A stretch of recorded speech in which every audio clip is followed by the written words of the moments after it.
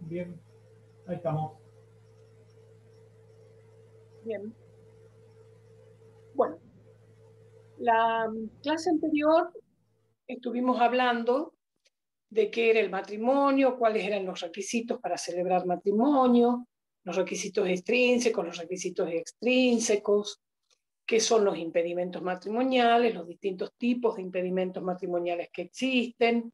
Hablamos de las distintas modalidades para la celebración del matrimonio, la modalidad ordinaria, las dos modalidades extraordinarias. Entonces dijimos que hoy íbamos a hablar de los efectos personales que provoca la celebración del matrimonio.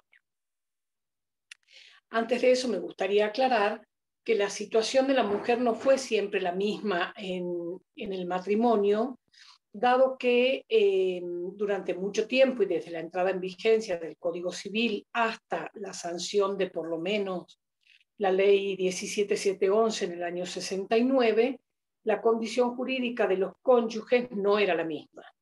Hombre y mujer tenían diferencias sustanciales.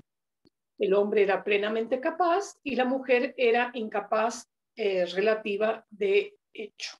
Es decir, que no podía ejercer por sí misma, sino a través de su marido, los actos de la vida civil y sobre todo la posibilidad de administrar o de disponer de sus bienes.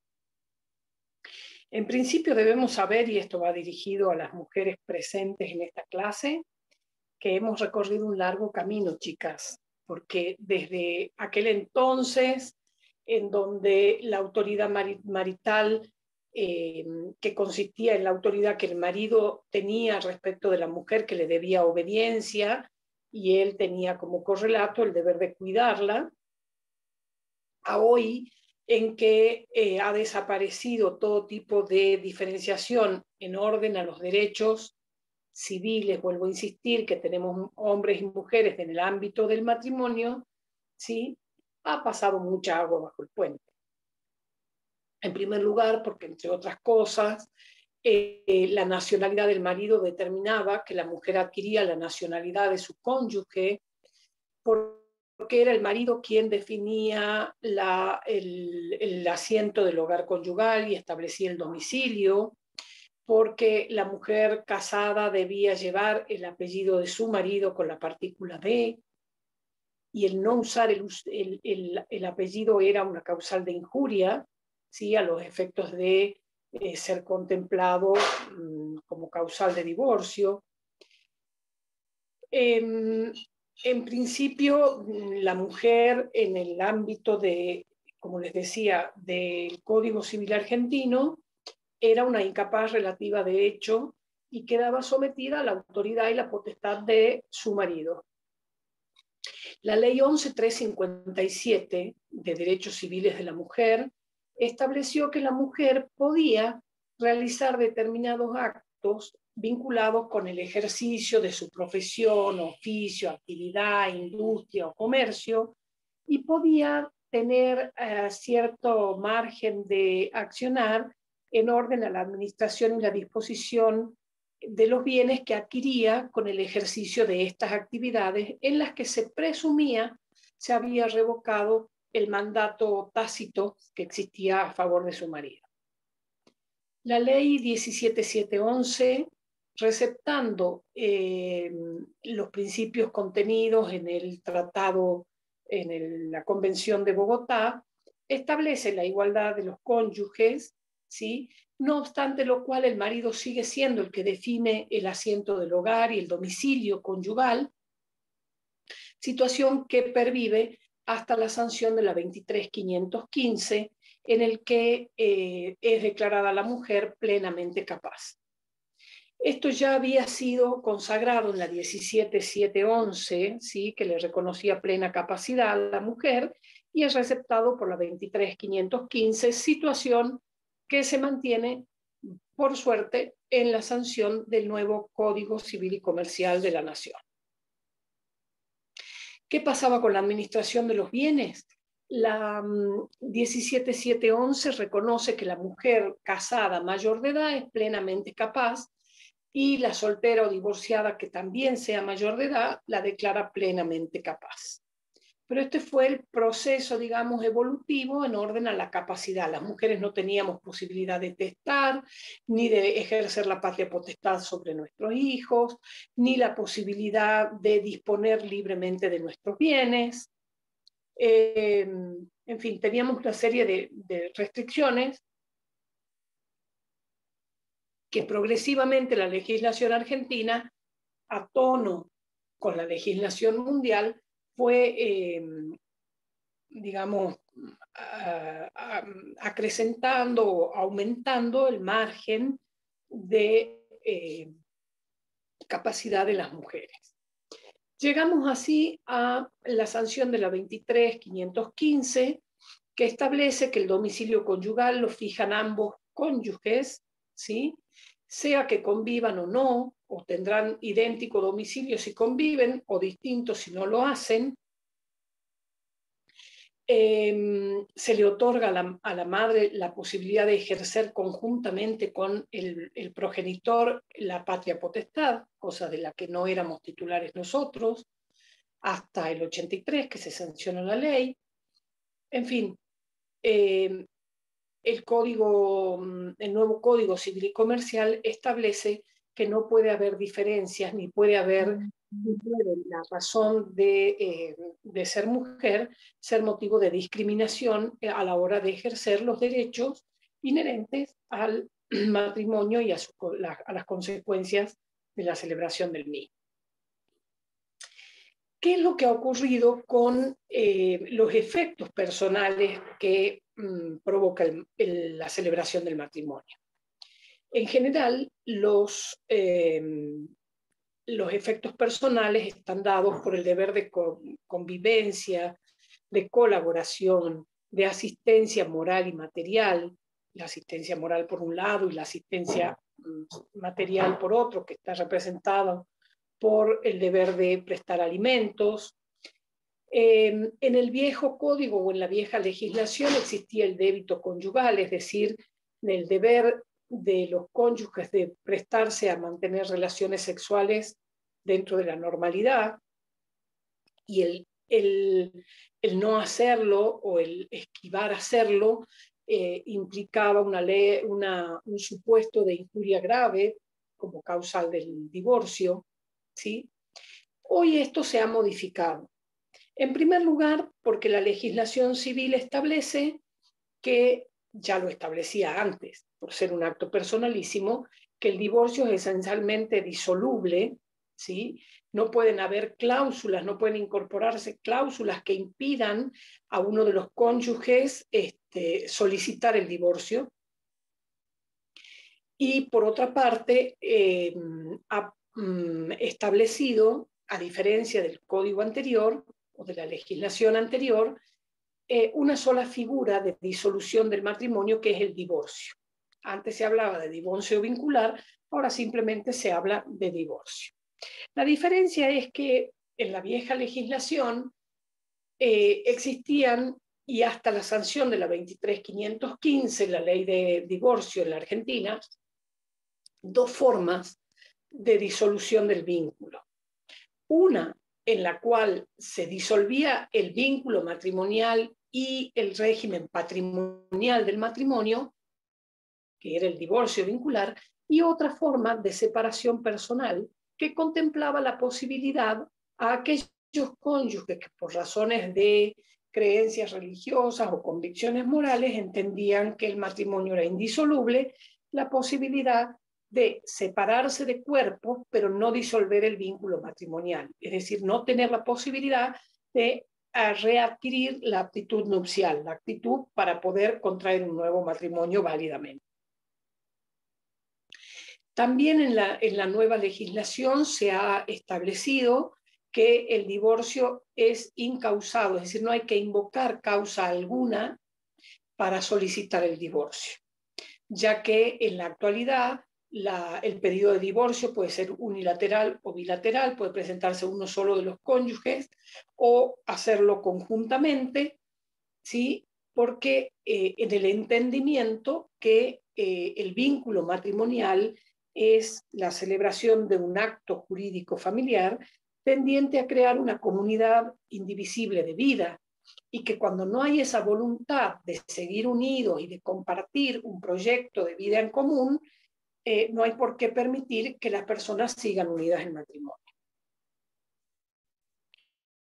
En el viejo sistema, cuando la ley del viejo Código Civil argentino hablaba de divorcio, en realidad no estaba hablando del divorcio en el término en que lo conocemos hoy, como aquel acto jurídico que disuelve el vínculo matrimonial y otorga a los excónyuges la facultad de poder celebrar un nuevo matrimonio. Se hablaba de divorcio y en realidad se hacía alusión a lo que nosotros conocemos como separación personal. No se disolvía el vínculo matrimonial. Y por otra parte, eran muy restringidas las causales para solicitar el divorcio o lo que se otorgaba, que era la separación personal.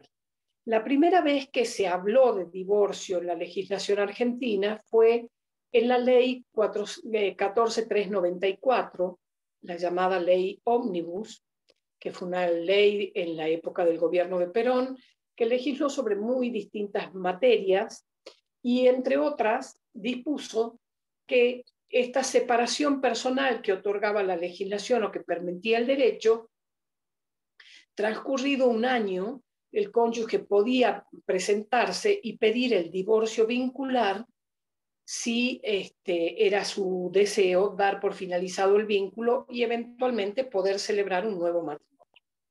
La ley 14394 tuvo una vigencia muy corta, del 55 al 56, de modo tal que las personas que pudieron divorciarse por este mecanismo, por este dispositivo legal, fueron muy pocas en la Argentina.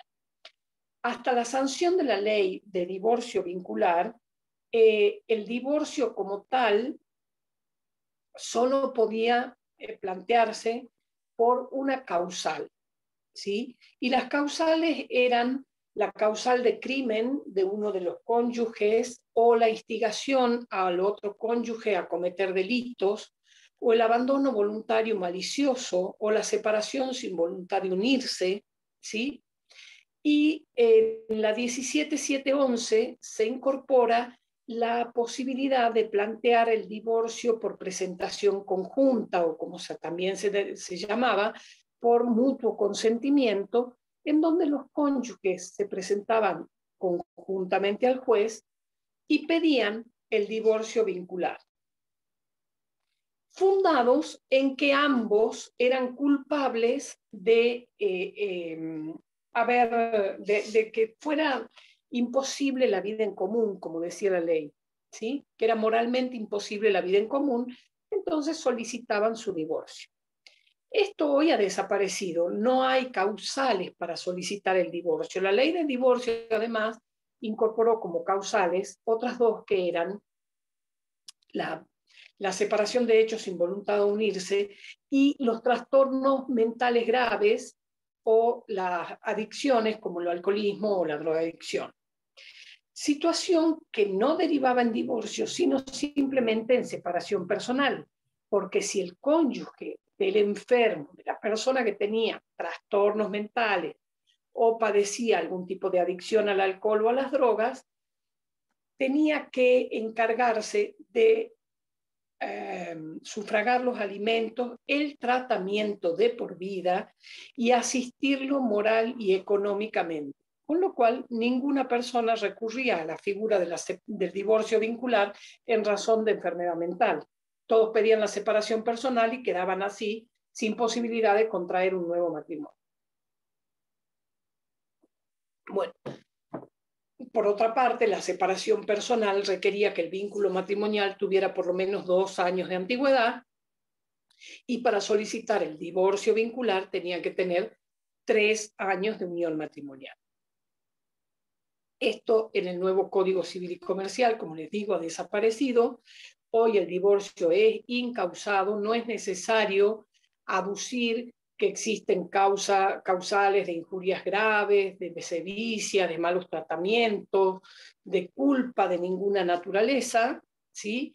Simplemente puede presentarse uno de los cónyuges y pedir su divorcio vincular, con lo cual se le va a dar correr vista al otro, y sin perjuicio de lo cual el juez debe, si se cumplen los requisitos procesales, que ya vamos a ver cuáles son las alternativas del juicio de divorcio, otorgar el divorcio a la persona, con el doble efecto, que el divorcio, la sentencia de divorcio, disuelve el vínculo y entonces hace readquirir aptitud nupcial al divorciado y disuelve la comunidad de bienes.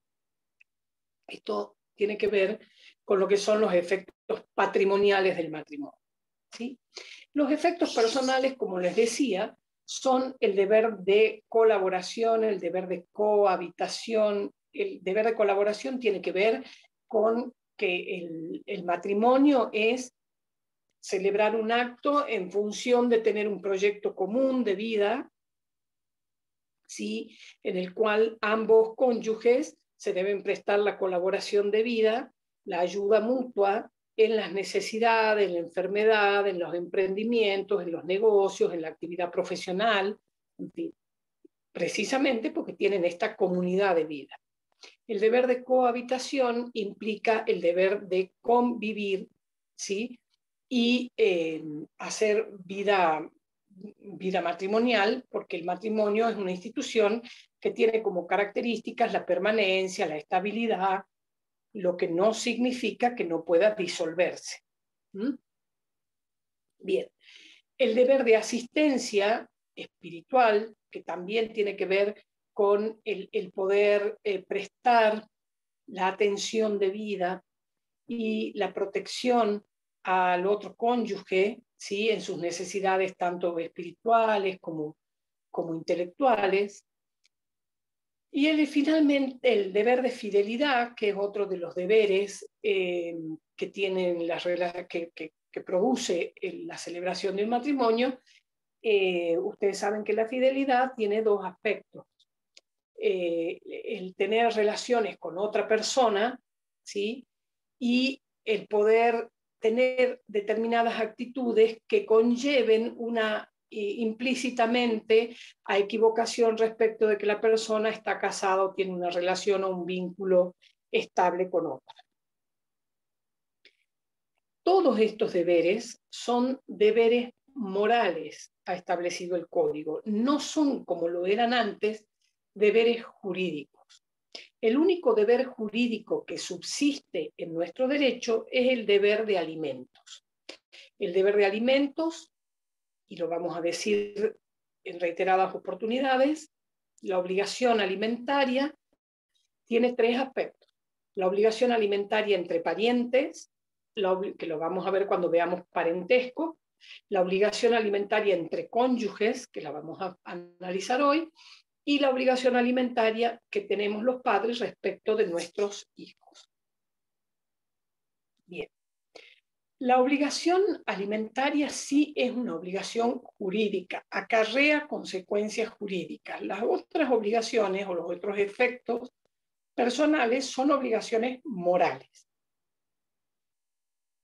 Lo cual puede, digamos, suena bastante un contrasentido, porque si en materia de derecho no hay consecuencias jurídicas, no tiene mucho sentido hablar de las obligaciones que se tienen dentro de la institución matrimonial. Pero bueno, este fue el criterio contemplado por el legislador al reformar el nuevo código.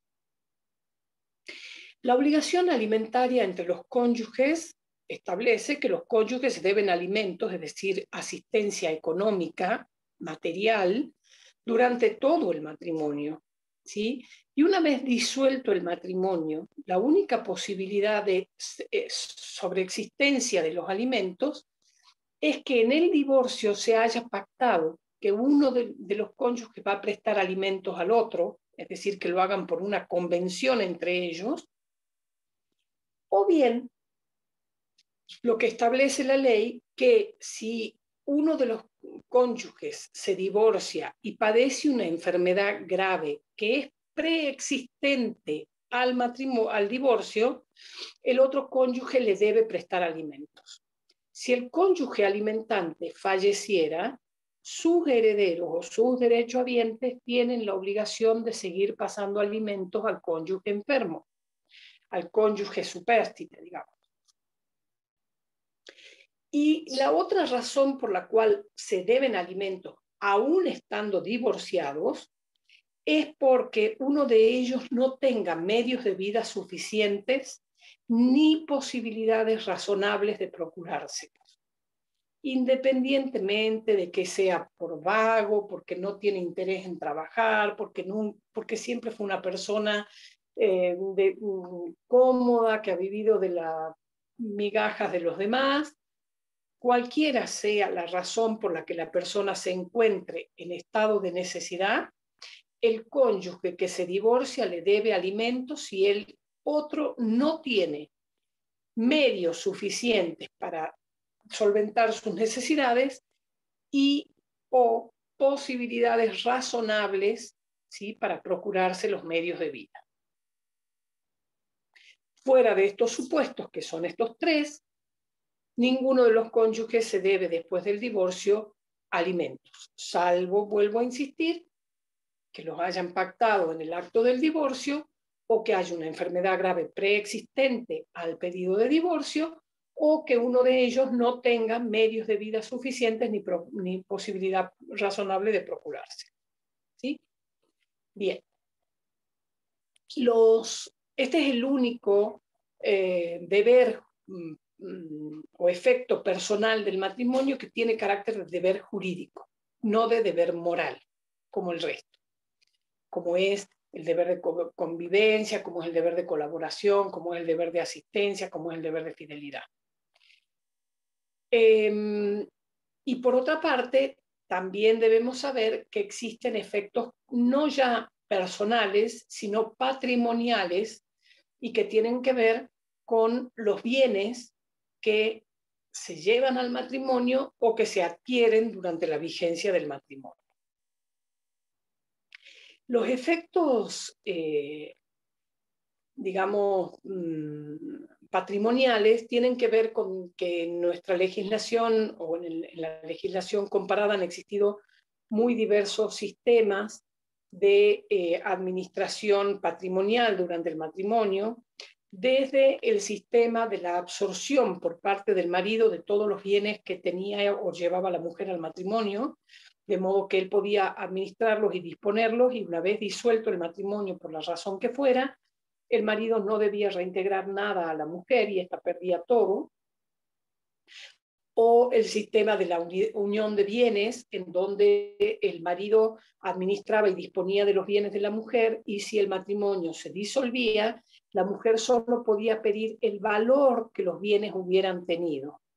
A diferencia del de la unidad de bienes, en donde la mujer sí podía solicitar la devolución de los bienes por ella llevados al matrimonio. También había un sistema de la proporcionalidad, es decir, en donde se contemplaba la posibilidad que después de la vigencia del matrimonio, cuando éste se disolvía, si uno de los dos cónyuges estaba en una situación desfavorable, había que contemplar el estado inicial de la persona y el estado final del patrimonio de ese matrimonio para otorgarle al más desfavorecido una compensación, un crédito a su favor. Y finalmente el régimen que estuvo vigente y está vigente en nuestra legislación, que es el de la comunidad de bienes. La comunidad de bienes puede ser la comunidad sobre bienes y ganancias o la comunidad restringida solo sobre las ganancias, ¿sí? Pero es el régimen que se compone de bienes que tanto la persona lleva al matrimonio y que son los llamados bienes propios, como los bienes que se adquieren durante la vigencia del matrimonio, que forman lo que se llama la masa común, que al momento de disolverse el matrimonio se va a repartir por partes iguales, 50 y 50. Entonces, tenemos que saber que hay 4 masas de bienes: los bienes propios de cada uno de los cónyuges y los bienes gananciales de cada uno de los cónyuges. Durante la vigencia del matrimonio, Nuestra legislación admite que cada uno pueda hacer la libre administración y disposición de los bienes que llevó, de los bienes propios y de los bienes por él adquiridos durante la vigencia del matrimonio. Y al momento de la disolución, lo que haya para partir se deberá repartir por partes iguales. Por eso les digo que el efecto de la sentencia del divorcio no es solo hacer cesar los efectos personales del divorcio y disolver el vínculo matrimonial, sino que también disuelve el régimen patrimonial matrimonial. Esta es una de las enormes diferencias que hay hoy en nuestra legislación, porque antes el sistema de ganancialidad era imperativo. Nadie podía elegir un régimen patrimonial para su matrimonio y todos quedábamos sometidos al régimen de ganancialidad. Desde el momento de la celebración del matrimonio y hasta el momento de la disolución se formaba la llamada comunidad de gananciales, ¿sí? Entonces, como les digo, estaba integrada por bienes propios y por bienes adquiridos durante la vigencia del matrimonio, que eran los gananciales. ¿Cómo sabemos, digamos, distinguir lo que son bienes propios o bienes gananciales? Los bienes propios son los que llevamos al matrimonio. Cuando celebramos el matrimonio somos los bienes que aportamos al matrimonio y que por lo tanto nos pertenecen de manera exclusiva y no los vamos a compartir al momento de la división. Ahora, los bienes gananciales son todos los adquiridos durante la vigencia del matrimonio, siempre que no sean por causa o título anterior a la celebración del matrimonio o bien que no sean adquisiciones a título gratuito. Todos los bienes adquiridos a título oneroso son gananciales. Entonces hay como 4 dispositivos o reglas que nos permiten saber. El de la temporalidad, que es el principio que establece que los bienes adquiridos antes de la celebración del matrimonio son propios y los adquiridos con posterioridad son gananciales. El de la naturaleza de los bienes.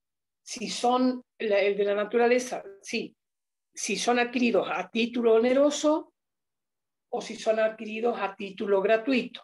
Serán bienes propios los adquiridos a título gratuito y si son adquiridos a título oneroso son gananciales. La subrogación, si yo adquiero un bien propio con otro bien propio, ese nuevo bien propio, pongamos que yo llevé al matrimonio un Fiat 600 y después durante la vigencia del matrimonio vendiendo ese Fiat 600 y vendiendo y con ahorros que tengo del producido de mi vida profesional me compro un BMW, ese BMW es propio porque sustituyó un bien por otro, ¿sí? Y finalmente, todo lo que sea adquirido por causa o título anterior a la celebración del matrimonio es bien propio y todo lo adquirido por causa o título anterior a la disolución del matrimonio es ganancial. ¿Estamos?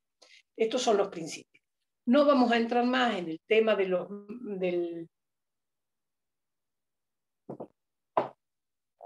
los efectos patrimoniales, pero sí tienen que saber que así como antes no se podía elegir el régimen patrimonial para el matrimonio, hoy tenemos la posibilidad, como tampoco se podían hacer pactos prenupciales y hoy están permitidos, hoy sí se puede elegir el régimen patrimonial. Ahora, si yo nada digo sobre la elección del régimen de separación de bienes, se supone, o el derecho entiende, ¿sí?, que estamos sometidos al régimen de ganancialidad o al régimen de la comunidad de ganancial restringida de ganancial. Ahora, puedo perfectamente, antes de celebrar el matrimonio, dejar establecido que opto por el régimen de separación de bienes. El régimen de separación de bienes establece que todo lo que se adquirido antes de la celebración del matrimonio y durante la celebración del matrimonio le pertenece a cada uno de los cónyuges y nada tendrá el otro que exigir o reclamar respecto de los bienes del otro cónyuge. ¿Sí? Son absolutamente independientes en materia económica o patrimonial cuando se celebra el matrimonio. Y cuando se disuelve, cada uno tiene la libre disposición y administración de los bienes y es el absoluto y único propietario de ellos. Ahora, ¿qué ocurre? Si yo he optado por el régimen de separación de bienes, ¿puedo, estando casada, cambiarlo? Sí. Del mismo modo que si no dije nada y no elegí el sistema de separación de bienes, puedo después, durante la vigencia del matrimonio, cambiar el régimen de ganancialidad y optar por el régimen de separación de bienes. Desde luego que ese acto, para que tenga efectos y sobre todo efectos respecto de terceros, tiene que estar hecho en escritura pública. ¿Sí? No es una simple manifestación privada entre los cónyuges, sino que tiene que estar registrada. Por eso, cuando hablábamos de los requisitos que se deben cumplir para celebrar el matrimonio, les decía que en el acta de matrimonio debe hacerse constar que los cónyuges han optado por un régimen patrimonial. ¿Sí? Si han optado por el de la separación de bienes, tiene que constar que han optado por el régimen de separación de bienes o no. ¿Mm? Bien.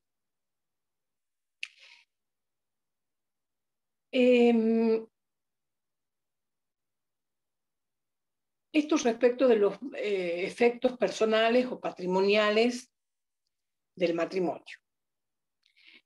Digamos que la disolución del matrimonio, cuando hablamos de disolución del matrimonio, hablamos de la finalización de un matrimonio que puede tener como causa la muerte de uno de los cónyuges, que opera de pleno derecho, ¿sí? No hay necesidad de probarlo, que el matrimonio se ha disuelto por la muerte de uno de ellos, por la declaración de ausencia con presunción de fallecimiento del otro cónyuge, o bien por el divorcio.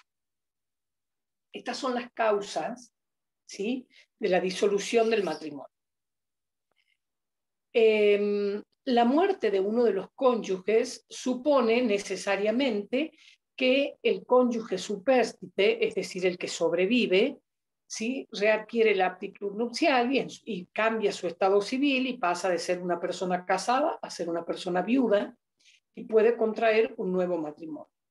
Por otra parte, se abre la posibilidad de su vocación hereditaria, es decir, de heredar a su cónyuge, ¿sí?, presentarse en la sucesión y recibir los bienes que éste hubiere dejado, y si hay hijos, en concurrencia con los hijos, y si no hay hijos, recibirá como heredero y como socio de la sociedad conyugal si están sometidos al régimen de ganancialidad. Por otra parte, también se habilita el derecho a pedir la pensión del cónyuge fallecido, que es una prestación, como nosotros hemos visto, que brinda la seguridad social, tal como lo hemos hablado cuando hablábamos del tercer apartado del artículo 14 bis de la Constitución. También al cónyuge supérstite se le otorga el cuidado personal de los hijos, atento que la pérdida del otro progenitor, ¿sí?, y cesa también la presunción de filiación respecto de los hijos nacidos después del fallecimiento, ¿sí? Una vez producido el fallecimiento del cónyuge, ya no existe la presunción de que son hijos del matrimonio, sino que son, si nacen antes de los 300 días, son los del fallecimiento, son los que se llaman hijos póstumos, los nacidos después de muerto el progenitor. Y si nacen después, ya no existe la presunción, salvo que se pruebe lo contrario, ¿sí? Por ejemplo, que ha habido una inseminación artificial y que ha sido posterior, digamos, al fallecimiento, pero son cuestiones muy excepcionales. Bien, estos son los efectos que provocan. Hablando de la otra causal de disolución del matrimonio, tenemos que mencionar el hecho de la ausencia con presunción de fallecimiento. Se disuelve el matrimonio cuando queda firme la declaración de ausencia con presunción de fallecimiento. Hoy es así. Firme la declaración de ausencia con presunción de fallecimiento, se disuelve el vínculo matrimonial, contraiga o no el cónyuge vivo, obviamente el muerto no lo va a poder hacer, un nuevo matrimonio. ¿Sí? Esto no fue siempre así. En el Código Civil originario exigía que para que se disuelva el vínculo matrimonial debía comprobarse la muerte del cónyuge. No bastaba la declaración de ausencia con presunción de fallecimiento, sino que para poder contraer un nuevo matrimonio había que probar efectivamente la muerte, lo cual era en algunos casos francamente dificultoso e impedía al cónyuge supérstite del declarado ausente poder celebrar un matrimonio válido. Imaginen ustedes que la ausencia de presunción con presunción de fallecimiento rige para aquellos casos, hay casos ordinarios o extraordinarios, por ejemplo, del naufragio de un barco, de la caída de un avión, en un terremoto, en una, digamos, siempre que no haya posibilidad de comprobar la muerte efectiva de la persona y la forma de comprobar la muerte de la persona es en presencia de su cadáver, ¿sí? Existe el recurso de hacer la declaración con presunción de fallecimiento. Está presuntamente fallecido. Tenemos que presumir porque no ha habido posibilidad de sobrevida, se ha muerto en un incendio, en una catástrofe, en el derribamiento de una aeronave o en el hundimiento de un barco. ¿Sí? Bien. ¿Qué pasó después? La 14394 estableció que la persona del ausente con presuntamente fallecido, si disolvía el vínculo matrimonial, si contraía un nuevo matrimonio. Entonces, ya no era necesario comprobar la muerte para poder disolver el vínculo, sino que una vez declarado ausente el fallecido, si el cónyuge contraía un nuevo matrimonio, se entendía que el vínculo anterior quedaba disuelto.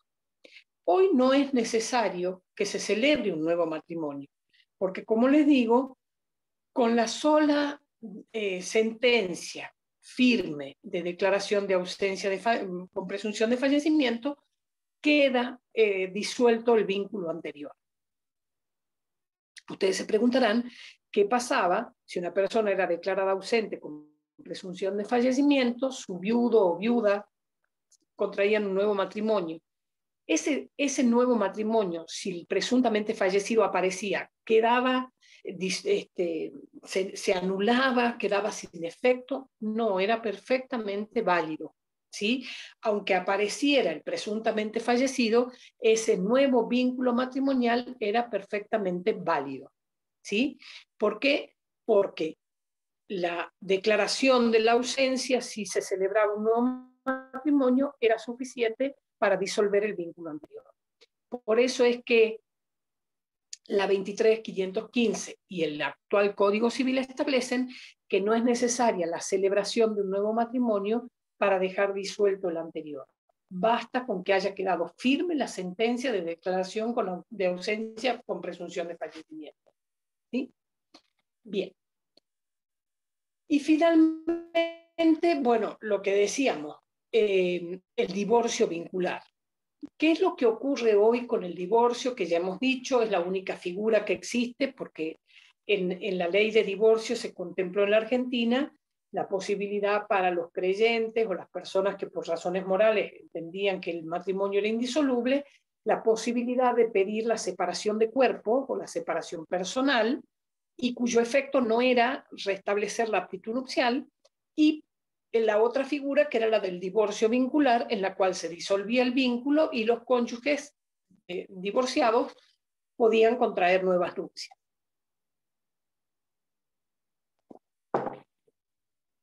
Hoy el Código Civil ha dado un vuelco enorme en esta materia. En primer lugar, porque como les decía, si bien siempre se entendió que el matrimonio requiere de lo que se denomina la affectio maritalis, es decir, el afecto matrimonial, la vocación de construir una comunidad indivisible de vida, un proyecto común de vida. Si uno de los dos no está dispuesto a continuar con ese proyecto y quiere dar por resuelta esta unión, puede hacerlo solicitando su divorcio, sin necesidad de invocar ninguna causal para ello, porque hoy el divorcio es incausado. Entonces, hay una sola figura y es el divorcio, ni siquiera se lo llama ya divorcio vincular, porque el efecto que provoca es disolver con la posibilidad de quien sea divorciado poder contraer nuevas nupcias. Es incausado, no hay que invocar causa alguna, lo puede pedir uno solo o ambos cónyuges, ¿sí? Si lo pide uno, se va a presentar al juez, va a pedir el divorcio, y lo que sí debe contener, que antes no era exigencia y hoy se ha incorporado como tal, es un convenio regulador de los efectos que produce el divorcio vincular. En primer lugar, se deberá contemplar en ese convenio regulador la atribución del hogar conyugal, deberá contemplarse la separación de bienes si están en un régimen de comunidades gananciales, deberá contemplarse la situación que es novedosa y ha sido incorporada en nuestra legislación en la reforma del Código Civil y Comercial, las compensaciones económicas familiares. Debe contemplarse también todo lo derivado de la responsabilidad parental, es decir, cómo se van a manejar la situación vinculada con los hijos menores de edad, los alimentos, el cuidado personal, el régimen de comunicación, etc. Si no se presentara el convenio regulador, el juez no solo no va a hacer lugar al divorcio, sino que va a mandar al archivo las actuaciones. Porque para poder declarar divorcio, aun cuando haya una presentación unilateral, debe acompañarse el convenio regulador. A no ser que quien pide el divorcio dé cuenta de que no tienen bienes en común, que no tienen hijos en común y que por lo tanto no hay nada que resolver en el convenio regulador. En cuyo caso, el juez le correrá vista al otro cónyuge para que haga las manifestaciones necesarias. Por ejemplo, podrá estar de acuerdo con el dictado del divorcio, pero decir: yo soy una persona que padece una enfermedad terminal, que la tengo desde hace 5 años, quiero que se me garanticen los alimentos.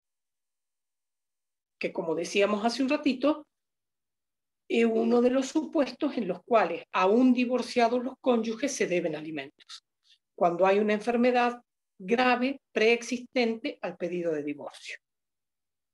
Bien, puede ocurrir también que la presentación la hagan los dos y lleven un convenio conjunto, un convenio regulador conjunto. O bien que no se hayan puesto de acuerdo y entonces cada uno lleva un convenio regulador en donde hay puntos en los que estén de acuerdo y puntos en los que haya divergencias. Los puntos en los que están de acuerdo, el juez va a homologar ese convenio, esos puntos de acuerdo, y va a mandar tramitar por vía incidental el resto de las cuestiones en las que no haya habido acuerdo. ¿Sí? Quiero decir que hay acá, primero, la novedad es que el convenio regulador no era una exigencia antes de la sanción del nuevo Código Civil y Comercial, y que se ha introducido una figura que es novedosa, que si bien de alguna manera ya la jurisprudencia la venía trabajando y venían haciéndose lugar a algunos reclamos, no estaba contemplada en la legislación y hoy sí, que es el tema de la compensación económica familiar. La compensación económica familiar es la que puede pedir uno de los cónyuges aduciendo que por causa del divorcio él va a sufrir un perjuicio patrimonial importante que lo pone en desventaja respecto del otro cónyuge, por lo cual solicita que una compensación económica para paliar los efectos de este desequilibrio económico. ¿Qué es lo que hay que probar? Que efectivamente es el divorcio la causa del desequilibrio económico.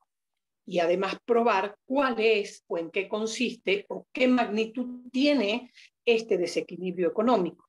Porque obviamente no será lo mismo para personas que tienen un gran caudal de fortuna y uno de los cónyuges tiene una gran fortuna y la otra persona ha renunciado a su trabajo para dedicarse a la vida familiar, para criar los hijos, no ha podido trabajar, no ha podido hacerse de un capital, ni de un nombre profesional, ni de una situación económica determinada, y divorciándose queda en situación de desventaja, ¿sí? Entonces puede pedir la compensación económica familiar.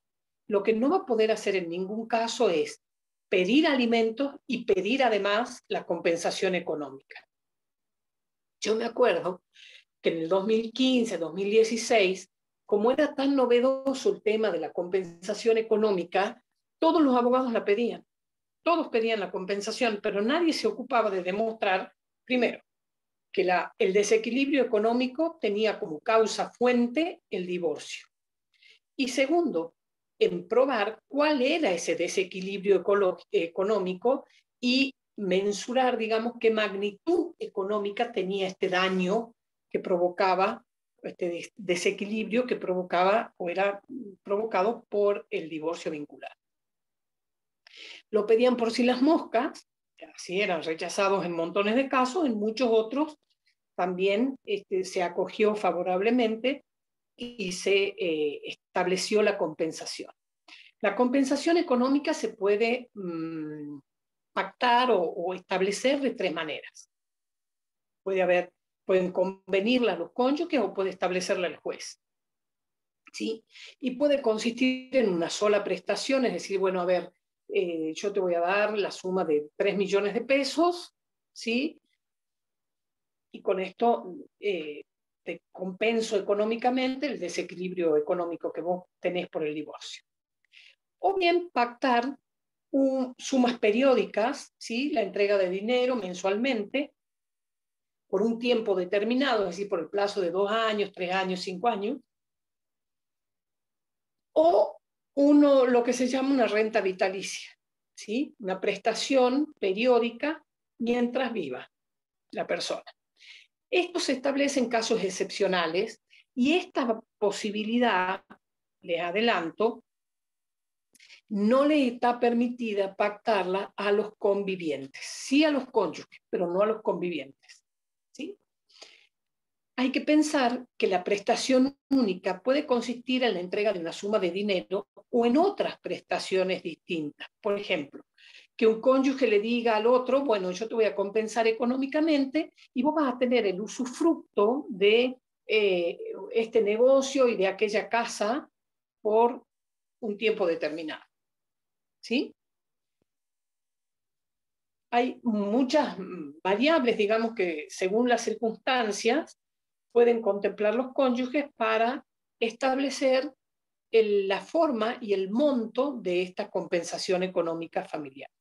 Lo que sí tienen que tener presente es que o se piden alimentos o se pide compensación económica, pero no se pueden pedir los dos. ¿Sí? Bien. Si no hay posibilidad de acordar la compensación económica, el juez va a tener que establecerla y la va a establecer en función de qué? De la edad de los cónyuges, de cuál de los cónyuges ha quedado con el cuidado y la crianza de los hijos menores de edad, cuál es la contribución que él ha hecho en los negocios, en la industria, en el comercio, en la profesión del otro cónyuge, cuáles son la situación de salud de los dos cónyuges, la edad que tienen, las posibilidades de conseguir recursos a través de insertarse en el mercado laboral o no, etcétera. Va a tener que ponderar distintas circunstancias para poder componer una cifra que signifique esta compensación económica provocada por el desajuste económico a raíz del divorcio. ¿Estamos? Bien. Como les digo, puede que el convenio regulador se esté de acuerdo en todo, y si no se está de acuerdo en todo, se homologarán aquellos puntos en los que hay acuerdo, y los demás van a tramitar por vía incidental. Y el juez tendrá que resolverlos, ¿sí? También tenemos que saber que un aspecto relevante es la atribución del hogar conyugal. ¿A quién se atribuye la vivienda donde estaba asentado el hogar conyugal hasta el momento del divorcio? ¿Sí? En general, se tiende a atribuir el hogar conyugal a aquel de los progenitores que queda al cuidado de los menores de edad, ¿sí? O aquella de las personas que tienen mayores dificultades para poder lograr la adquisición de una vivienda, o bien tener en consideración determinadas situaciones particulares, por ejemplo, que sea una persona que tiene algún tipo de discapacidad y el que no se le permita mantener la residencia en lo que fuera el hogar conyugal le implicaría traslados sumamente desgastantes a los efectos de poder realizar su tratamiento, etcétera. El juez siempre va a tener que tener en consideración, si no se ponen de acuerdo las partes, en las circunstancias de esta pareja que se divorcia, para ver a quién es que debe hacerle la atribución del hogar. Pero generalmente siempre está pensado en razón de si hay hijos menores, quién va a tener el cuidado personal de los hijos. Entonces se privilegia a la persona que quede al cuidado de los menores para que quede viviendo en la casa que fue el asiento del hogar. También habrá que tener presente si el bien es un bien propio de uno de los cónyuges o es un bien ganancial, ¿sí? Y en cualquiera de los casos, si fuera un bien ganancial y uno solo va a quedar viviendo en esa casa habitación, habrá que contemplar que el otro perciba por el uso exclusivo de esta vivienda un canon locativo. Se fija el monto de un alquiler, que el que queda con el uso exclusivo de la vivienda le pague al otro para que tenga la posibilidad de poder alquilar una vivienda o poder ingresar en un crédito para obtener una vivienda o lo que fuera, ¿sí? También podrán pactarse situaciones de que mientras los hijos no adquieran la mayoría de edad, no se va a vender el inmueble si es bien ganancial, o en el caso de que el inmueble no sea de propiedad de ellos, ni sea un bien ganancial, ni sea un bien propio, sino que sea producto de un alquiler.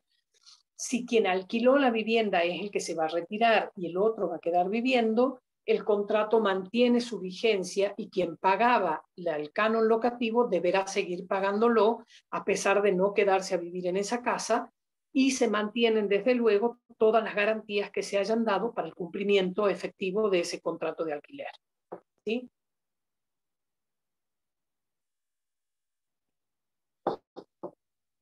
Bien, creo que con esto terminamos de hablar de lo que es el matrimonio, los efectos personales, algo de los efectos patrimoniales, la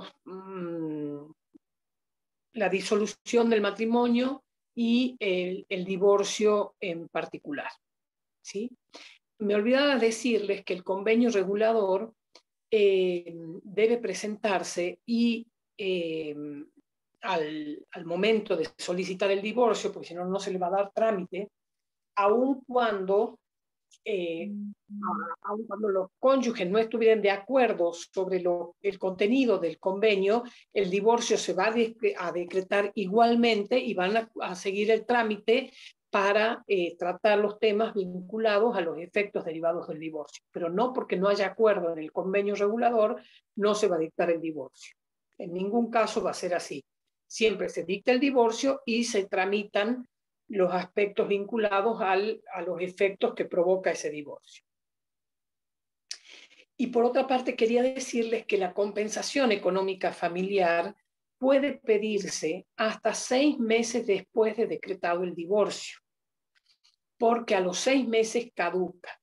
La semana pasada justamente tenía una audiencia en donde llega el expediente de la compensación económica familiar solicitada por la cónyuge, la señora, en la que el juez no le hace lugar en la sentencia al pedido, toda vez que el divorcio ha sido declarado en el mes de septiembre, ha quedado, mejor dicho, ha quedado firme en el mes de septiembre, creo que del año 2019, y ella plantea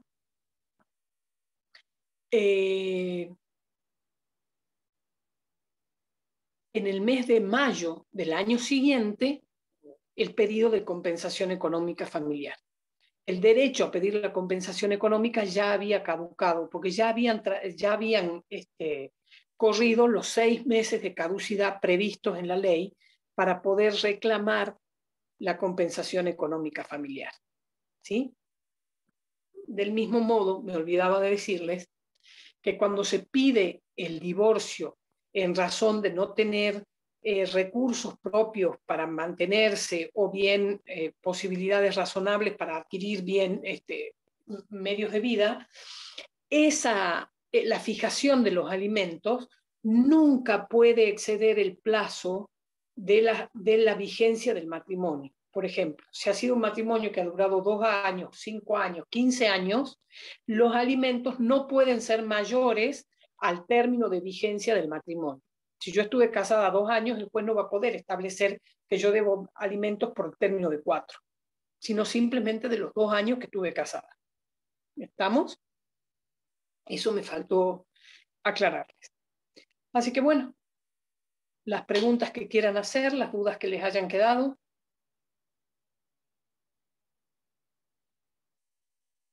Profe, a mí me faltó anotar, cuando usted Sí. habló de las 4 reglas, mencionó la temporalidad, la naturaleza de los bienes y la tercera no la pude anotar. Naturaleza de la adquisición, si son onerosos o son gratuitos. La regla de la subrogación, es decir, que el bien que se incorpora por subrogación, es decir, por sustitución de un bien por otro, tiene el mismo carácter. Si yo compro un bien con un bien propio, el bien que adquiero nuevo también es propio. ¿Sí? Y finalmente, la regla que establece que la causa o título anterior. Si la causa o título es anterior a la celebración del matrimonio, aun cuando el bien ingrese a mi patrimonio después, si la causa o el título son anteriores, el bien es propio. Y a la inversa, si la causa o título es anterior al divorcio vincular, el bien va a ser ganancial y no bien propio. Bien, gracias, profe. De nada. ¿Alguna otra duda? ¿Consulta? Profe, buenas tardes. ¿Qué pasa con los bienes propios en caso de fallecimiento de uno de los cónyuges?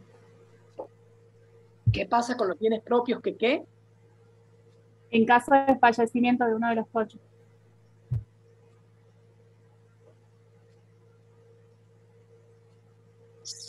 A ver, con el fallecimiento de uno de los cónyuges, que es un supuesto de disolución del matrimonio, se hable la vocación hereditaria del otro cónyuge. ¿Sí? Sucede que si son bienes propios y hay gananciales además, el cónyuge, si no hay hijos, va a heredar esos bienes. Ahora, si tienen hijos en común, el cónyuge va a llevar el 50% de los bienes como socio de la sociedad conyugal, ¿sí? Los bienes gananciales, ¿no? Y sobre los bienes propios y los gananciales, va a heredar como un hijo más, ¿sí? Lo primero que se debe resolver en el juicio sucesorio es la parte de socio del cónyuge. Y después, lo que queda, dividirlo entre los hijos y uno más, que es el otro cónyuge, que hereda en una porción como si fuera un hijo más.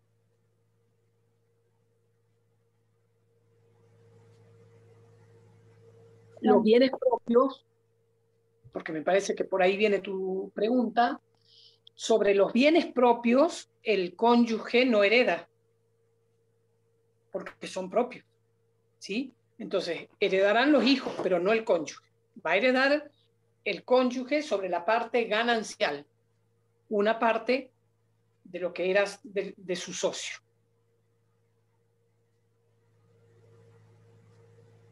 ¿Quedó claro? Profe, Profe, en gracias. esto de... buenas tardes, profesora. Mi duda es la siguiente. Sí. Por ejemplo, yo en estos momentos estoy casada y acabo de recibir como herencia una casa, porque falleció mi mamá, falleció mi hermano y ya no queda nadie más como herederos de la casa de mi madre. Entonces quedo yo.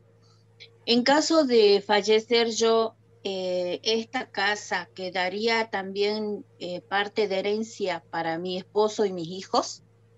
Para tus hijos sí, para tu esposo no. Eso es un bien propio. Esto vendría a ser como una causa herencia o de anterior. bien propio. Ujú. ¿Cómo? Perdón, no sé qué has dicho. Ajá. No tiene No. nada. Eso no sí, decía que era como bien propio, que es por herencia. Ya no entra dentro de lo que es la sociedad matrimonial. No, por eso.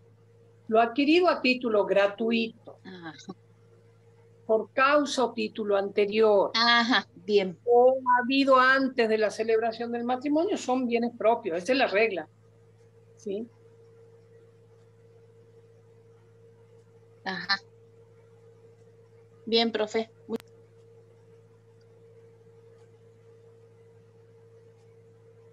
Vos no has pagado por esos bienes, entonces el título es a título gratuito, y esos bienes a título gratuito siempre se presumen que son propios, salvo que se demuestre lo contrario.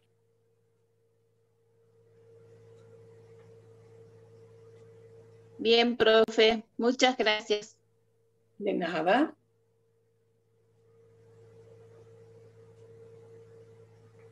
Profesora, otra consulta. ¿Qué pasa si en el matrimonio se construye una casa en un bien propio de uno de los cónyuges? ¿Cómo en el caso de divorcio, cómo sería la discusión?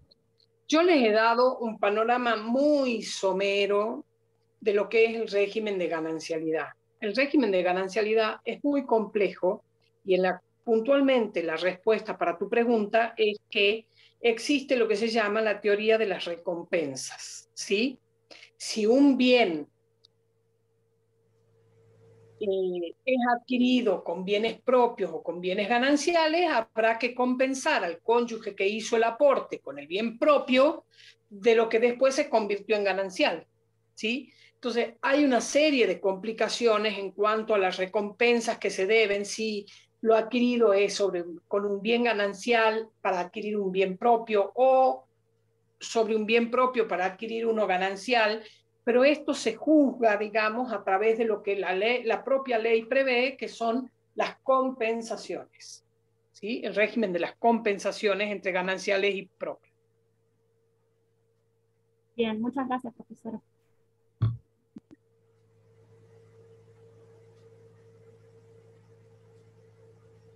¿Bien alguna otra consulta?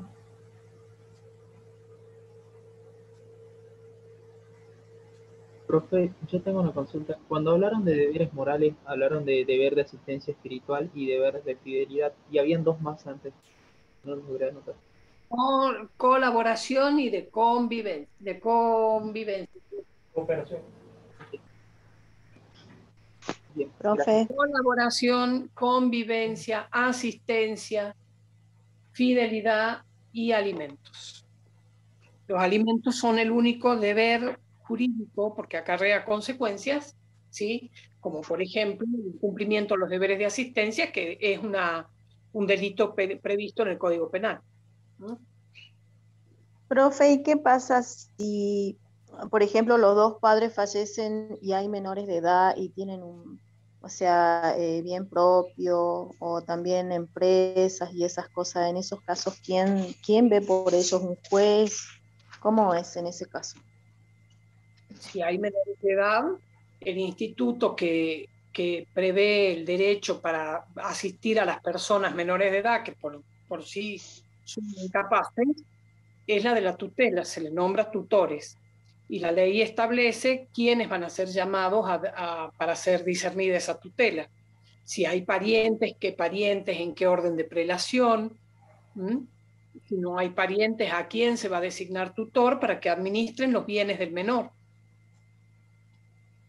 Y rindan cuentas, obviamente. Gracias. Hay dentro de la tutela, y lo vamos a ver cuando analicemos la representación de los incapaces, tutela y curatela, distintos tipos de tutela, la tutela dativa, la tutela judicial, que las vamos a analizar en su oportunidad. Pero es el instituto que prevé el derecho para asistir a los menores que son incapaces y que no tienen a sus progenitores. Entonces se les nombra representante, en este caso se llama el tutor, que es quien va a representar al menor en los actos de la vida civil por ser incapaz, relativo de hecho.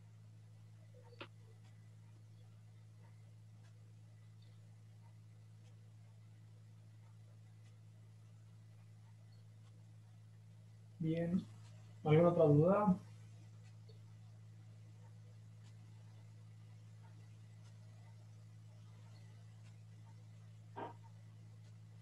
Bueno, si no hay más preguntas, damos por terminada la clase y nos volvemos a conectar mañana, que es día de consulta, y el jueves para el recuperatorio del parcial. Bien, para de grabar.